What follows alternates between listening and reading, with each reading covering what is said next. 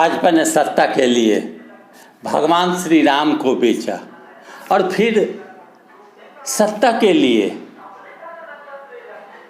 कर्नाटक में बजरंगबली को भी बेचने लगे।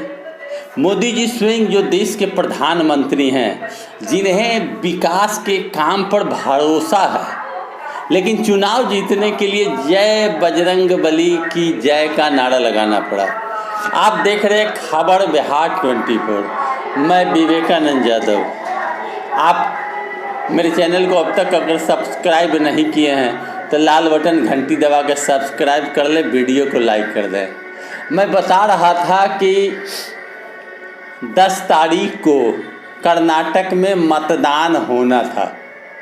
मतदान के पूर्व भगवान श्री राम के कार्ड पुराने हो गए तो मोदी जी स्वयं बजरंगबली कार्ड को खेला और बजरंगबली की जय का नारा लगाने लगे।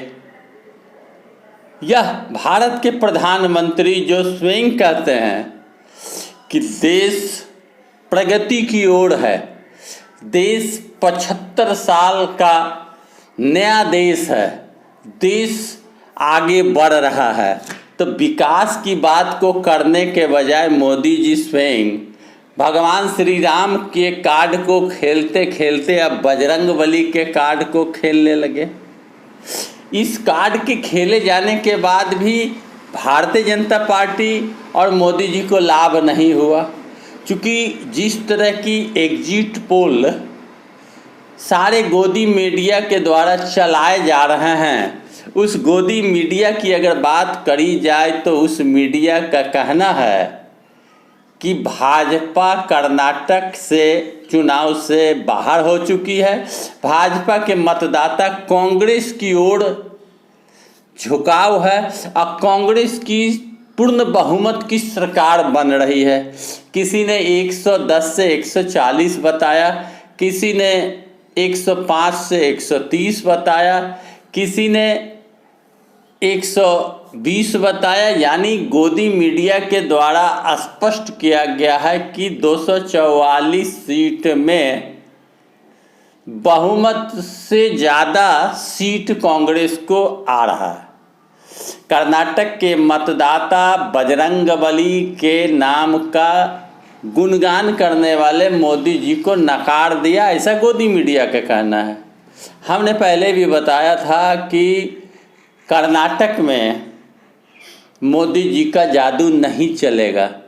काफ़ी परिश्रम मोदी जी ने वहाँ किया, देश के प्रधानमंत्री हैं, सप्ताह भर रह गए, जन जन से मिला, लेकिन 40% के कमीशन का मुद्दा सीधे जनता के दिल में जाकर बैठा कि जो कर्नाटक सरकार थी, भाजपा की सरकार थी, 40% कमीशन लेकर काम करती थी। राहुल गांधी, प्रियंका ने कमान संभाला था। हमने भी कहा था कि अब मोदी का जादू नहीं चलेगा। कर्नाटक चुनाव सबसे बड़ी भाजपा के लिए हार का चुनाव होगा।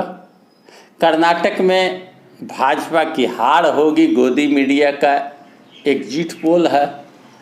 और भारतीय जनता पार्टी की जिस तरह की रवैया है, इस रवैया के कारण कहीं न कहीं आम जनता, नौजवान, बेरोजगार, गरीब परेशान और तंग तबाह हैं। विकास के बड़े बड़े काम हो रहे हैं, विकास के काम किए जा रहे हैं, लेकिन मिडिल क्लास लोग, गरीब तबके के लिए कुछ नहीं किया जा रहा है।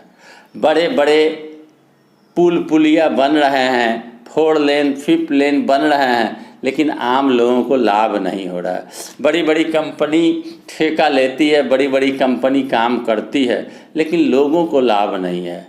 तो कर्नाटक चुनाव एक बड़ा चुनाव कहा जा सकता है कि देश में 24 में लोकसभा का चुनाव होना है और कर्नाटक की हार भाजपा के लिए सबसे बड़ी हार कही जाएगी। उधर विपक्ष को एकजुट किया जा रहा है। प्रियंका और राहुल गांधी ने कमर कसा है, खड़गे ने कमर कसा है, चारों ओर से मोदी जी की भंडा फूट गई है, कलई खुल गई है। जय श्री राम का नारा देते देते, अयोध्या राम जन्मभूमि का नारा देते देते अब बजरंगबली का भी नारा देने लगे। अब बजरंगबली के कार्ड को खेलने के बाद फिर किसका नारा देंगे 24 में, यह तो वक्त रहते ही पता चलेगा।